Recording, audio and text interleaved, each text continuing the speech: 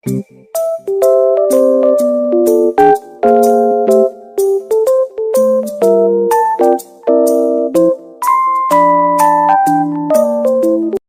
dan perilaku ekonomi. Pelaku ekonomi adalah orang atau lembaga yang melakukan kegiatan ekonomi. Pelaku ekonomi ada 4, yaitu 1. Rumah tangga keluarga konsumen, 2. Rumah tangga perusahaan atau produsen, 3. Rumah tangga pemerintah, 4. Rumah tangga luar negeri. Konsumen adalah kelompok masyarakat yang melakukan kegiatan konsumsi barang dan jasa untuk memenuhi kebutuhan hidupnya.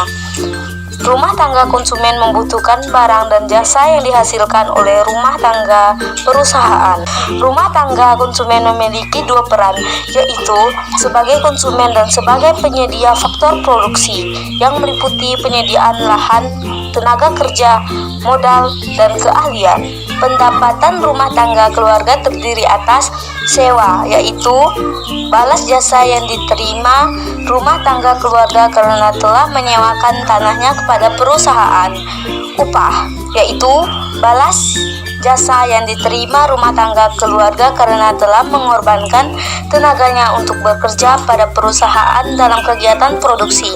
Bunga, yaitu balas jasa yang diterima rumah tangga keluarga karena telah meminjamkan sejumlah dana untuk modal usaha perusahaan dalam kegiatan produksi. Laba atau keuntungan, yaitu balas jasa yang diterima rumah tangga keluarga karena telah memberikan kontribusi berupa tenaga dan pikirannya. Rumah tangga keluarga atau konsumen menjalankan peran yang pertama, yaitu sebagai konsumen dengan cara mengonsumsi barang dan jasa yang dihasilkan oleh rumah tangga produsen. Tenaga kerja merupakan salah satu faktor produksi yang penting bagi setiap perusahaan. Untuk menciptakan barang dan jasa dibutuhkan sebagai macam faktor produksi. Secara umum, faktor produksi dikelompokkan menjadi 4 macam, yaitu alam, lahan, modal, tenaga kerja, serta kewirausahaan. Rumah tangga perusahaan atau rumah tangga produsen atau bisa disebut RTP. Rumah tangga perusahaan atau produsen merupakan pelaku ekonomi yang berperan sebagai penyedia barang dan jasa bagi konsumen. Rumah tangga produsen memproduksi barang atau jasa. Barang atau jasa yang dihasilkan perusahaan kemudian ditawarkan kepada konsumen atau pembeli. Penggunaan faktor produksi. Rumah tangga perusahaan menggunakan faktor-faktor produksi yang disediakan rumah tangga konsumen. Atas penggunaannya faktor produksi tersebut, rumah tangga perusahaan memberi balas jasa berupa sewa, bunga, dan bagian dari keuntungan yang diperoleh rumah tangga perusahaan. Jika diamati, 2 garis panah bagian atas menjelaskan hubungan rumah tangga produsen RTP dengan rumah tangga konsumen RTK di pasar output atau pasar barang. RTP memberikan barang atau jasa pada konsumen. Kemudian sebagai imbalannya RTK memberi sejumlah uang kepada RTP.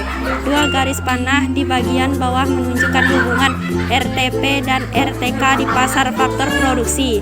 Sedangkan RTP berperan sebagai penggunaan faktor produksi. RTP memberi imbalan atas faktor produksi yang diberikan RTK. Imbalan ini berupa sewa, upah atau gaji, bunga, dan keuntungan. Produksi yang ketiga adalah faktor produksi tenaga kerja. Faktor produksi tenaga kerja adalah faktor produksi yang berapa tenaga kerja manusia. Rumah tangga konsumen yang memiliki faktor produksi tenaga kerja akan memperoleh beberapa upah atau gaji. C. Peran rumah tangga pemerintah. Peran rumah tangga pemerintah terdapat 3 peran yang penting, yaitu sebagai regulator, konsumen, dan produsen. Regulator atau pengatur, artinya perekonomian pemerintah harus diatur sehingga dapat menyejahterakan masyarakat secara adil dan merata. Regulasi dan aturan yang dibuat pemerintah berupa pemberian subsidi pada perusahaan dalam negeri agar mampu bersaing dengan produk luar dan menentukan besarnya pajak. Konsumen pemerintah sarana dan prasarana penunjang yang dibeli dari rumah tangga, perusahaan atau produsen. Produsen artinya pemerintah memproduksi barang atau jasa. Pemerintah Indonesia memiliki rumah tangga produsen, yaitu BUMN, badan usaha milik negara. Contoh BUMN adalah PT Kereta Api Indonesia, KAI, dan PLN, Perusahaan Listrik Negara. D.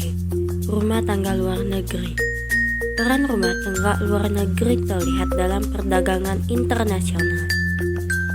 Contoh perdagangan internasional: Indonesia mengekspor produk tekstil ke negara Jepang, dan Jepang mengekspor kendaraan bermotor ke Indonesia.